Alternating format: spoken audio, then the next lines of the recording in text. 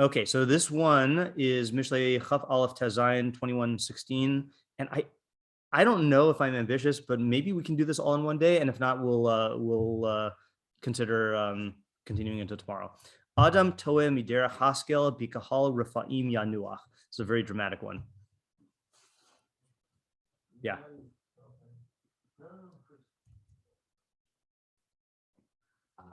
A person who strays from the path of intelligence.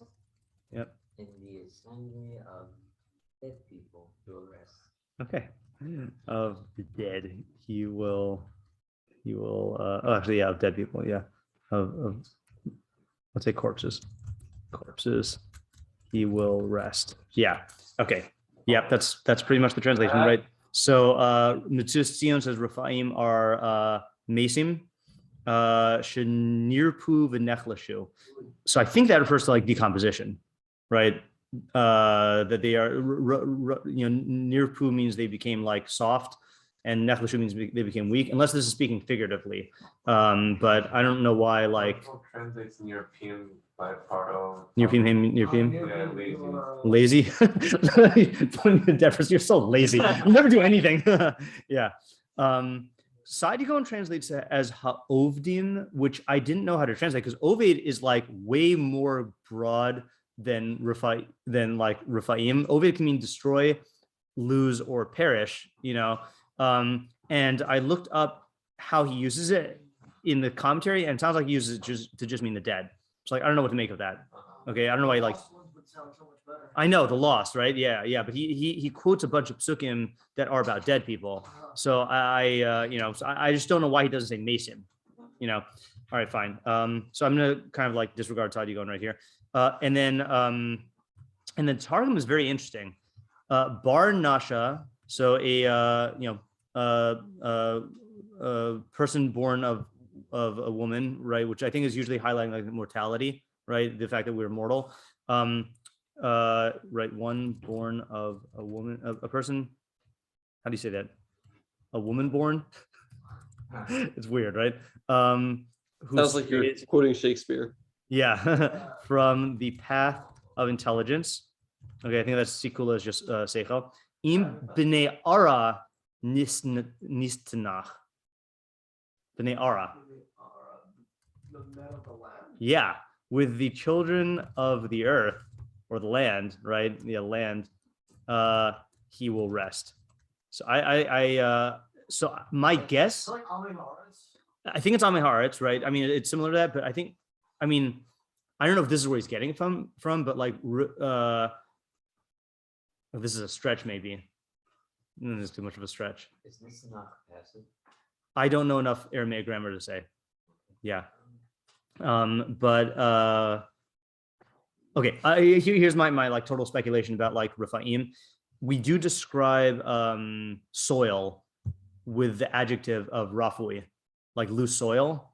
So I don't know if he's saying like that this looseness is not being an analogy for the decomposing corpse, but to the like earthiness of it. I don't know what he's saying, but yeah. You check for Raphaim, yeah, I did. Thank you for reminding me. They say shades or ghosts. Ooh. Shades, is it like shader? I guess, yeah. By most connected with the above. What does that check mean? Root or stem? Oh, that's cute. It's like a root, right? Like mathematical symbol. As sunken. Ooh, sunken is good. Powerless ones. Yeah, fine. So seems to be a little unclear, but dead people, right? Okay. Art Scroll says a person who wanders from the intelligent way will rest in the congregation of the dead. Living Doc gives a little Buddhist spin on it. A man who strays from the way of enlightenment will come to rest in the company of the dead. I don't think enlightenment is a good translation for Haskell, but whatever. A man who strays from insight's way will repose in the assembly of shades. I think he's trying to make a quasi rhyme. A man who strays from insight's way will repose in the assembly of shades. Yeah. Okay. Yeah. So I'm insight. Yeah. That's how he's translating it. Yeah. That's not one that I wouldn't translate as insight, but I wouldn't begrudge someone who translated it that way. Like if you have a whole theory of it, then yeah. Okay. So I think the questions here are pretty straightforward. Yeah. Was it there safe? What is the derech Haskell? Haskell? Yeah. Oh, by the way, we could also, we've seen before that Haskell can also be success, right? So I don't think that's pshat here. I don't sense it's pshat, but yeah. How do you straighten it? Yeah. What does it mean to to'eh miderech Haskell and like, oops, sorry, not shal. That was just a typo. That was not a slip. What does it mean to to'eh miderech Haskell, and then like how does that come about? And I'm asking those as two separate questions, meaning like practically what is the straying and like what causes it. But I'm joining them as one. Yeah, Sean. What is the significance of an assembly? Yes. What is the so I guess first we have to ask what are Rifa'im in this context, and then what is a kahal Rifa'im, right? In fact, you can argue that like dead people can't make assemblies. Yeah. They're dead. Yeah. How can the dead assemble? Yeah. I don't know if anyone else has this association, but I associate this to Return of the King. Yes. Okay, good. Yeah. Yeah. I just, it was made by the dead. Yeah. Yeah. Very, very good. Oh, I didn't mean to delete both of these. Okay, fine. Okay, yeah. Are we gonna ask questions on Targum or leave that? We can treat that as a parish. You can ask questions on it. I mean, what does he mean by What does he mean by bar nasa? yeah, right. What does Targum first of all, I'm gonna say what does Targum mean by B'nai Ara? Yeah. So let's ask the question this way. What is Adam? Oopsies. What is Adam in this context? Now we would just, without the Targum, we would assume it is just every person, right? But I'll add the Targum question here. Why does Targum translate it as bar nash? That's kind of weird. Yeah. Now let's just make sure it's weird, because if he always translates it as bar nash, oops, in Mishlei, then it's not weird. Okay, well, it's gonna take a little while to load. There's a lot of items in Torah. Okay. Ksuvim, Mishlei.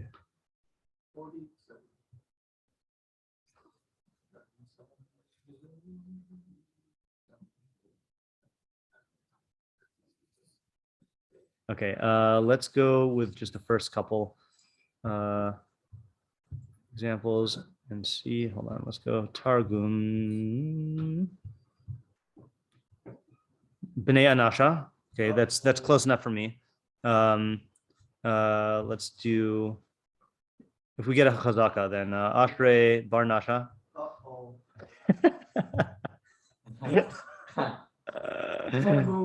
Bar Nasha. Okay, fine. All right. So you know what? I think we can actually just strike this question. Yeah. Yeah. All right. It was worth it.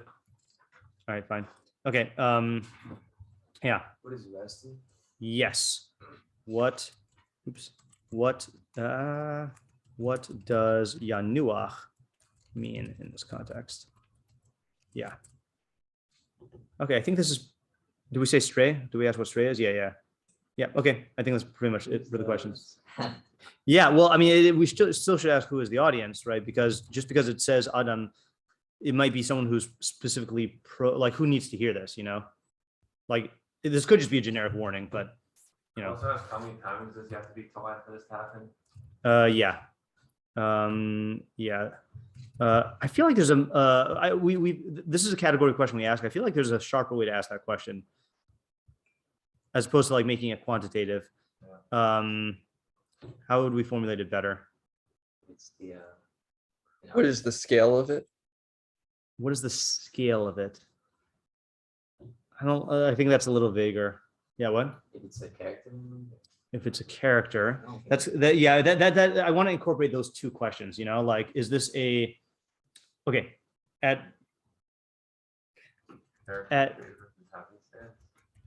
okay? This is not much better than the way you said it, but at what point does this consequence come about? Okay. So that point could be quantitative or qualitative. You know, like, in other words, is it if this is like the standard way in which you operate, or is this like a one-time shot can propel you into this congregation? Yeah, you don't want to join this minion. Yeah. Okay. So what do we say here? I mean, also, I feel like this is you know, okay, this is one of these things where like the second half sounds like hyperbole, right? And so even if there's an idea there, the first half taken alone is like kind of like a duh type idea, right? If you stray from the path of intelligence, whatever the path of intelligence is, you're going to get consequences, you know? So like I guess my question is the idea, this is not a question to list, but just in terms of intuition, is this an idea that is going to emerge from the rhetorical power of the imagery, like you're going to rest in the congregation of the dead? You know, oh, you know what else this reminds me of from Return of the King? You think about that. But what do you call? Think about just what other case of resting in the congregation of the dead is there in Return of the King? So does it come from like that imagery, or is there a specificity in the mashal that is the source of the chiddush? You know, I think those are like two different avenues to get an idea. Yeah. Yeah, actually, I think a weird question, but Yeah. like, what's the harm in color fightings? Like, we're all gonna die at some point. So if the Right, that's true. Yeah. Death, Okay, sure, yeah. dying earlier. So what's so bad about this consequences? We're all gonna die, man.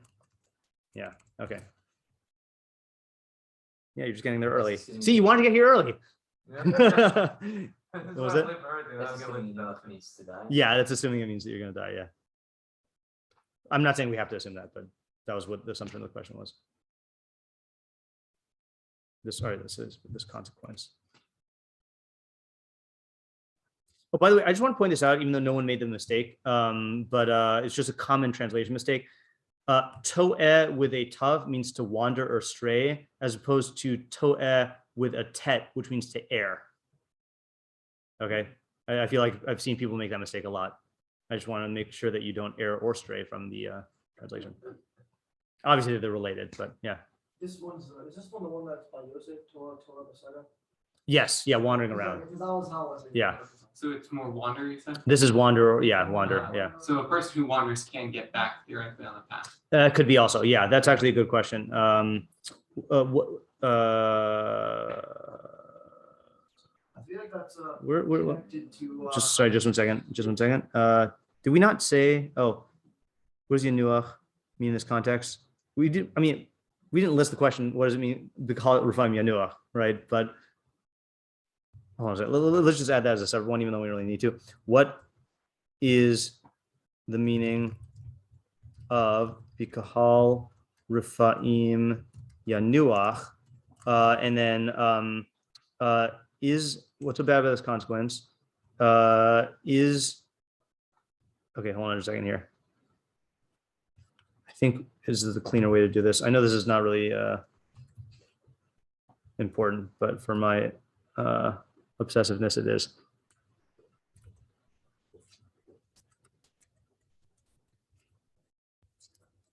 And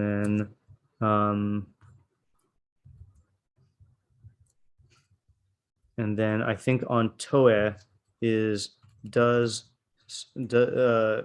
can one wander back? Yeah. Yeah, sorry, Klein, what were you saying?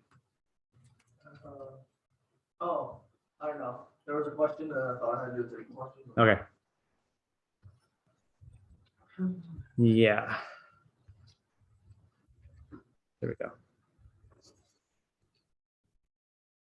Okay, I think I haven't heard. Okay. Not fully fleshed out, but I don't think it's literal that he's like, it's talking about him coming to rest or dying. Yeah.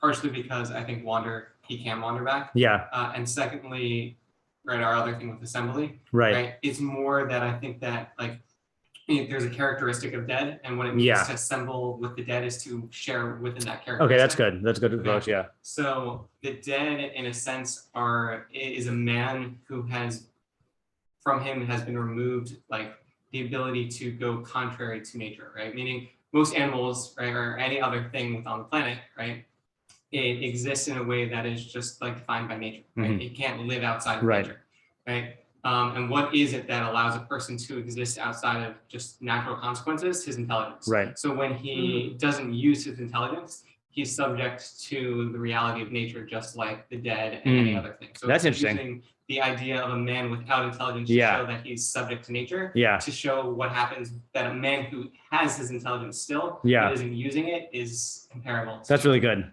That's a good idea. So I like it. I have one question. sure, let me just restate it and in case it didn't quite pick up on this, but so I'm going to put it in slightly, I'm going to use a mashal of Chazal, is Malach HaMaves, right? So Malach HaMaves is entropy, right? That's one of the ideas of Malach HaMaves is being subject to just the ordinary forces of nature that are the source of all corruption and deterioration and such. So that's a big shul, right? That's a big kahal, is things that are subject to those forces, because it includes most things in the universe. The only exception in the physical universe to that is Adam, who can live according to a seichel, and by living according to a seichel, he removes himself from that congregation. But it is the nature of that, like removal. Like there's certain things where once you level up, you can't level down again. But then there are other things where you have to maintain that level, and if you stray from it, you automatically go into the other category. So if you stray from the derech haskel, which is transcending the laws of nature, or natural determinacy, whatever you want to put it, then you'll automatically be in this congregation that the dead share, which is like being subject to, to nature. Yeah. There's a really good, oh yeah, sorry, Chaim, what were we gonna? Yeah, I really like the idea.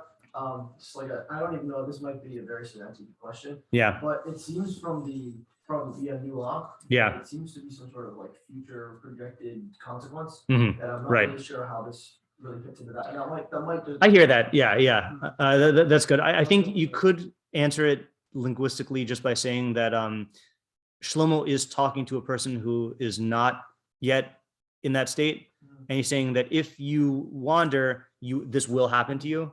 You're asking it because, like, according to Sean's explanation, it's like instantaneous almost. Yeah, right. Yeah. So I hear the question, and I think this is a fine answer.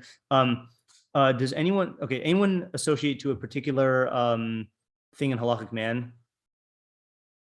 I have to admit it. Oh, okay, so can I read this thing? I feel like I've read it. I don't know if I read it this year. I know I read it last year. This is just a really good. Where is it? Hold on. Wait. Yeah. So if you've heard me read this recently, then excuse me, but it's just a really good poetic rough way to say what Sean is saying. So, and this is kind of like related to what we're doing on Thursday nights. The gist of Maimonides' view is that man occupies a unique position in the kingdom of existence and differs in his ontological nature from all other creatures. With reference to all other creatures, only the universal, not the particular, has a true continuous existence. With respect to man, however, it is an everlasting principle that his individual existence also attains the heights of true eternal being. Indeed, the primary mode of man's existence is the particular existence of the individual, who is both liable and responsible for his acts. Therefore, it is the individual who is worthy of divine providence and eternal life. Man, in one respect, is a mere random example of the biological species man, an image of the universal, a shadow of true existence. In another respect, he is a man of God, possessor of an individual existence. The difference between a man who is a mere random example of the biological species and a man of God is that the former is characterized by passivity, the latter by activity and creation. The man who belongs solely to the realm of the universal is passive to an extreme. He creates nothing. The man who has a particular existence of his own is not merely a passive receptive creature, but acts and creates. Action and creation are the true distinguishing marks of authentic existence. Now here comes my favorite part. However, this ontological privilege, which is the peculiar possession of the man who has a particular existence of his own, a privilege that distinguishes him from all other creatures and endows him with individual immortality, is dependent upon man himself. The choice is his. He may, like the individuals of all other species, exist in the realm of the images and the shadows, congregation of shades. Or he may exist as an individual who is not part of the universal and who proves worthy of a fixed, established existence in the world of the forms and intellect separate from matter. The what? When he said the images and shadows, I thought of the allegory. Yes, correct. Yeah. Species man or man of God, this is the alternative which the Almighty placed before man. If he proves worthy, then he becomes a man of God in all the splendor of his individual existence that cleaves to the absolute infinity and the glorious divine overflow. If he proves unworthy, then he ends up as one more random example of the biological species, a turbid and blurred image of universal existence. Now, you thought the Rab was poetic. Now he goes on more. Man at times exists solely by virtue of the species, by virtue of the fact that he was born a member of that species, a bar nasha, and its general form is engraved upon him. He exists solely on account of his participation in the idea of the universal. He is just a member of the species man, an image of the universal. He is just one more example of the species image in its ongoing morphological process in the Aristotelian sense of the term. He himself, however, has never done anything that could serve to legitimate his existence as an individual. His soul, his spirit, his entire being are all grounded in the realm of the universal. His roots lie deep in the soil of faceless mediocrity. His growth takes place solely within the public domain. He has no stature of his own, no original individual personal profile. He has never created anything, never brought into being anything new, never accomplished anything. He is receptive, passive, a spiritual parasite. He is wholly under the influence of other people and their views. Never has he sought to render an accounting, either of himself or of the world. Never has he examined his relationship to God, his relationship to God and his fellow man. He lives unnoticed and dies unmourned. Like a fleeting cloud, a shadow, he passes through life and he is gone. He bequeaths nothing to future generations, but dies without leaving a trace of his having lived. Empty-handed he goes to the grave, bereft of mitzvah performances, good deeds, and meritorious acts. For while living, he lacked any sense of historical responsibility and was totally wanting in any ethical passion. He was born involuntarily, and it is for this reason, and this reason alone, that he involuntarily lives out his life, a life which paradoxically he has chosen, until he dies involuntarily. This is man as the random example of the biological species. Okay, there's one more paragraph, but isn't that a terrifying good description of this idea? And that's like B'Kol Refaim Yanuach, you are as good as dead. Your existence is equal to your non-existence. And right, and you are what do you call?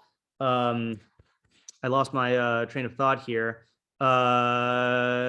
Yeah, you're in the category of everything else in immaterial existence, right? Okay, but there's another man, one who does not require the assistance of others, who does not need the support of the species to legitimate his existence. Such a man is no longer a prisoner of time, but is his own master. He exists not by virtue of the species, but solely on account of his own individual worth. His life is replete with creation and renewal, cognition and profound understanding. He lives not on account of his having been born, but for the sake of life itself, and so that he may merit thereby the life in the world to come. He recognizes the destiny that is his obligation and task in life. He understands full well the dualism running through his being and that choice which has been entrusted to him. He knows that there are two paths before him and that whichever he shall choose, there must he go. He is not passive, but active. His personality is not characterized by receptivity, but by spontaneity. He does not simply abandon himself to the rule of the species, but blazes his own individual trail. Moreover, he as an individual influences the many. His whole existence, like some enchanted stream, rushes ever onward to distant magical regions. He is dynamic, not static, for it does not remain at rest, but moves forward in an ever-ascending climb. For indeed, it is the living God for whom he pines and longs. This is the man of God.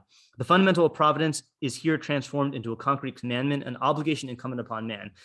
Man is obliged to broaden the scope and strengthen the intensity of the individual providence that watches over him. Everything is dependent on him. It is all in his hands. When a person creates himself, ceases to be a mere species man, and becomes a man of God, then he has fulfilled that commandment, which is implicit in the principle of providence.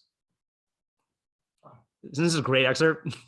Yeah, and only the Rav could like express it like this. Yeah, so it takes it slightly beyond what you were saying, but I think it is like just a fuller expression of what you were saying, you know, especially with the Derech Haskell part. Like he really like depicts what that type of life is and what that Derech is, you know. Yeah. Okay. So now we all got to look in the mirror and ask am I looking at faceless mediocrity? You know, am I just a mere shadow, a shade? Yeah. As we're reading it, I was thinking, I'm like, huh? Yeah. Exactly. Yeah. Yeah. But it is interesting just in terms of addressing that point. Like, you know, insofar as we are all learning Mishlei, we're on the right path towards that existence, even if we're not there yet. You know, it's just you know, you gotta stay on that existence, and that's the thing. Also, is like, you know, the the stopping of Mishlei is always a dangerous endeavor. You know, like you know, you I mean, not that Mishlei is the only derech haskel, but like it's a pretty good one. You know, and like there are people who can think that they are involved in other matters of chachma and seichel, but in their way that they live, they are being told derech haskel when they stop like learning and thinking mishleically. You know, I've seen it happen. Yeah, the scene, by the way, is in there when they're in the marshes.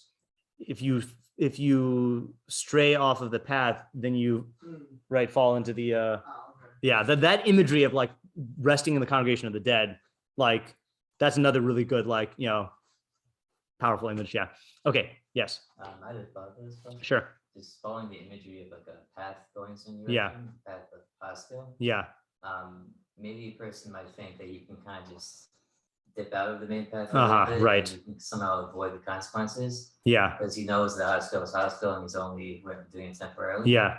Then it's saying that insofar as you're not on the path of haskel, your separate path is going to end up in become from. Right. Okay. That's where your new path is. So that's really good, and I think it works out well that it's talking about as though there's one path, right? But there's many, like there's many, by definition, many more ways to stray from a path than a path, and sorry, just articulate the Havamina again. What the person think? I think you can kind of forge your own way, and somehow you can avoid it. Right, but they're saying that there is a derech haskel. Yeah. Right, not you're a trailblazer like the Rav said. I mean, whatever. Yeah, and different model. Yeah. All right. Because of that, I kind of want to look at the Ralbag and the Meiri. Okay, I know we don't usually do this first, and again, I don't have the right Ralbag in your packet, so apologize for that one. But let's look at the Ralbag. Wait, I didn't mean to do that. I meant to look at Ralbag here. Okay, Adam Toeh, I just am kind of assuming that he's going to take that approach. Ha'ish hatoeh miderech haskel v'hu hatoeh b'dei osav. So again, this is Ralbag definition of deos. This is someone who strays in his ideas. Okay, Yavo b'goralo lanuach im kibut anashim shiamusu yachad misa pitomis v'yamus imahem. Okay, so he will come into the lottery to rest with the group of people who die together in an immediate death, v'yamus imahem, and he'll die with him. Or it means shehu b'kibut hanashim hadorchim el hamaves v'hakilayon, or the people who are on their way to death and destruction. I wonder if that's a typo. Bihem yismachu b'dei osav. Maybe we're as key and then. Yeah, probably.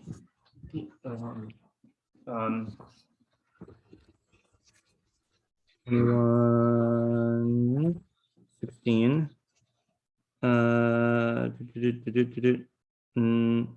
20. See, I got the wrong parak again. This time I was at 22. Yeah, correct. Kihaim, right? Kihaim.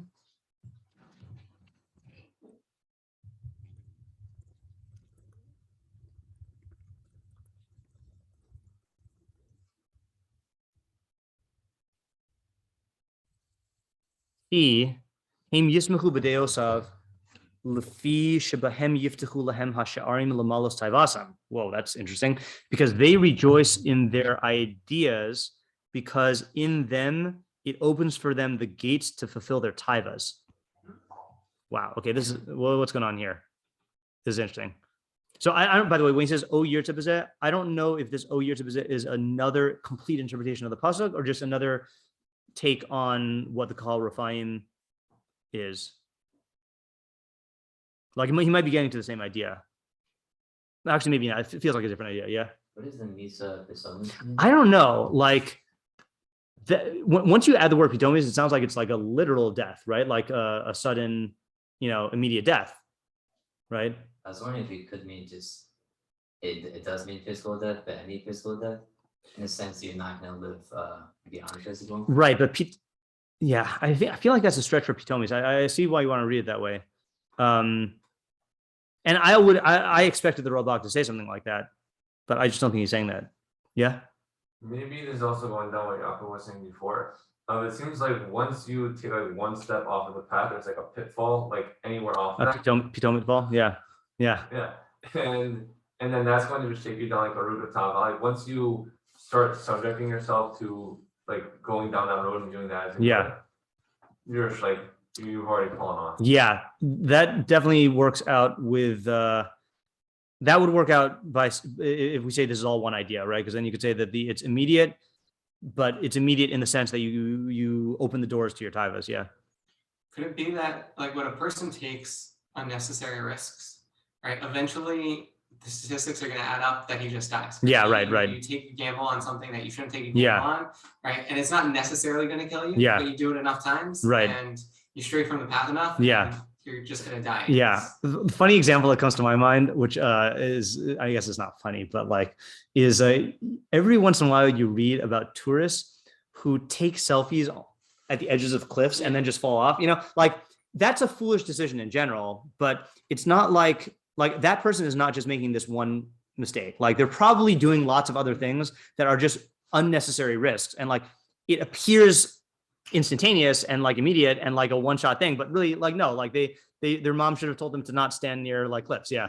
Or even more so like when people have like the immortality complex where they think like they know something's dangerous, right? And they know that there's like a good chance of something bad happening, right? But it's not going to happen to me. Exactly. Drunk driving is a good example of that, right? Like the people who drive drunk, I assume usually it's not the first time that they get into the accident, although it could be, but they do it and then they just like, yeah, I can do this. I'm in control of it, whatever. And then yeah, that's a good. That's a good shot. See, this is the thing that like I expected him to say Olam Haba, but he doesn't. So I do think he is talking about Olam Hazeh, and I think that it's related to this thing of like they use.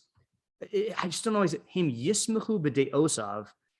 It sounds like he's talking about rationalization, right? That they're rejoicing in their ideas because their ideas are the things that open the gates to fulfilling their taivas. I just don't see that in the pasuk though. Like it could be talking about that, but this seems more specific than that. Let's read the Meiri and just see what he says, and then maybe. You can say that rationalization is a form of being taught from the derech of Haskell, right? Meaning, yeah. I mean, instead of like looking at as he said, like the path. Yeah. You instead rationalize to yourself and thereby straying from that. Right, you're going into like the path of artificial thinking. Yeah, and how that really like would translate down like the end over there. Right.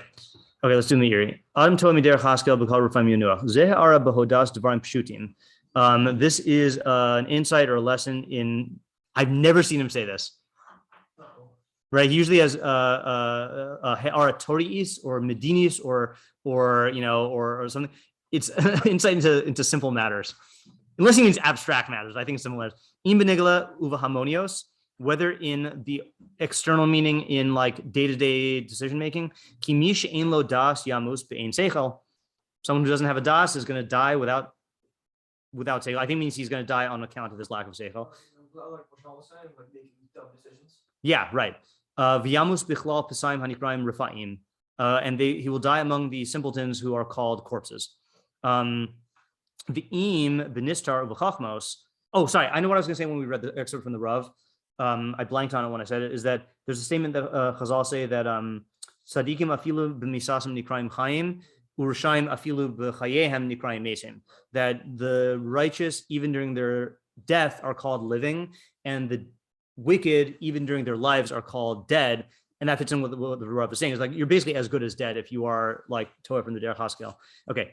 V'im b'nistar v'chachmos, and if you're talking about the esoteric meaning and in areas of chachma, ki atoy miderech Haskell im shelo hischakim, if you stray from the path of intelligence, meaning that you don't make yourself wise, v'im hischakim b'hischakmus mishubash, or if you become wise through mixed up chachmos, meaning you get onto the wrong chachma curriculum, hu yamos b'chal hamesim, you will die among the dead. Kitamus nafsho haruya hishair bracha achra misa nitzches. So he goes into Olam Haba. You're not this guy. I meant the Meiri. He will die. His soul will.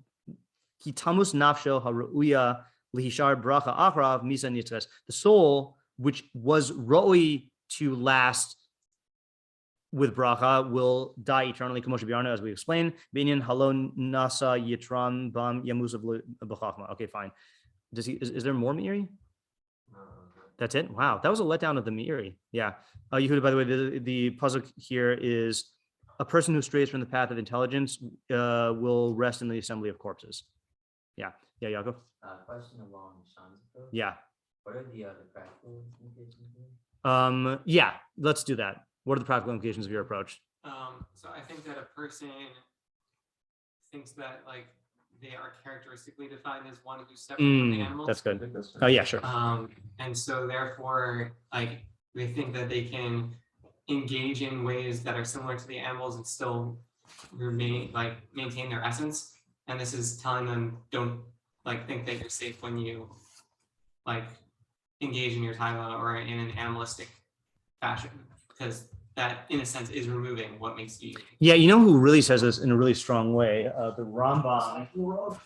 Yes, not spelled the wrong, but hold on. I was interested before when Yaakov, when you gave your thought, it seemed like you could bridge the two. I think that they work together, like you and John. I don't know. I think in your explanation of the practical, it's almost what you were saying. His practical activity is basically what you were saying. We do that. Well, I guess the hobby of what you're saying, the hobby of there, go off the path and keep it in mind, and be like, I know it's there. It seems like Sean's saying, that's the practical application, so he's telling you not to do that. Yeah. But yeah, I think the rhetorical point is that like one instance of straying subjects you to this world. Now that doesn't mean that you're automatically going to die or whatever, but there's no such thing as as momentum of intellect. Yeah. You can't just coast on the momentum by taking your hands off the wheel or whatever. And the other thing is, I think that it's fundamentally, because we're biologically built in the same way that animals are. Right. So it's very easy to actually slip into that. Yeah. Right. It's the default. Yeah. And yet, Rob was talking about that we have two components of ourselves, the animalistic and the non. Yeah. Right. And so because you have that part of you, so you can see and resonate with that part existent within other creatures and people who are not using their intellect, and you can say, oh, I'm just like that. Yeah. Right? And that's to be able to see yourself within their shoes is very dangerous. And so it's just an extra emphasis of don't fall into that. Yeah. Don't think that you're so similar that you can exist in the same sphere of being. Right. So this is what I was referring to here. Now, this I think can only get. This is something that we eventually, hopefully, will get to in our Thursday night Hashgacha shiur. But in the Rambam in the Morah 351, he's talking about about Hashgacha. He says the most extraordinary speculation has occurred to me just now. That's funny. I didn't just as he's writing, through which doubts may be dispelled and divine secrets revealed. We have already explained in the chapters concerning providence that providence watches over everyone endowed with intellect proportionally to the measure of his intellect. Thus, providence always watches over an individual endowed with perfect apprehension, whose intellect never ceases from being occupied with God. On the other hand, an individual endowed with perfect apprehension, whose thought sometimes for a certain time is emptied of God, is watched over by providence only during the time when he thinks of God. Providence withdraws from him during the time when he is occupied with something else. However, its withdrawal then is not like its withdrawal from those who have never attained intellectual cognition. Maybe this is going to go against what we're saying. But in his case, that providence merely decreases because that man of perfect apprehension has, while being occupied, no intellect in act two. Act two, like ACTU, not like act two of a play, meaning in actuality. But that perfect man is at such times only apprehending potentially, though close to actuality. You know what? This is going to get into too much in the wrong sheet of Hashgacha, which we can't really get into right now. But let's just summarize what Sean was saying for ending today, and then we'll, all right. So the idea that we had was that man, everything in the universe is under nature and entropy and automatic processes, so to speak, right? And the only creature on earth who can deviate from that is man due to his seichel.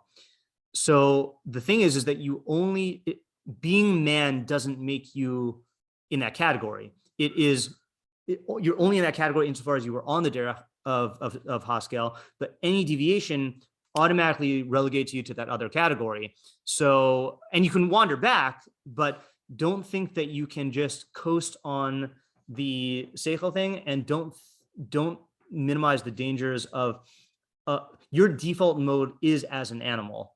So any deviation from that can put you back into that animalistic realm. What, am I missing anything? No, I think, yeah. Okay. All right. So that's a good summary. So do we want to, well, maybe we'll do this. I'll look through and see whether we have enough other Mefarshim ideas for another day of Mishlei. And if so, then we'll do Mishlei tomorrow. If not, we'll do Q&A, unless anyone has a preference, like wants to do Q&A, Davka. Maybe. Okay. We'll see. Okay. Yeah, we'll see if you goes with our examiner. Okay. All right, fine. So you'll let me know after that then. Yeah. Okay. All right. Let's stop here for today. Thank you.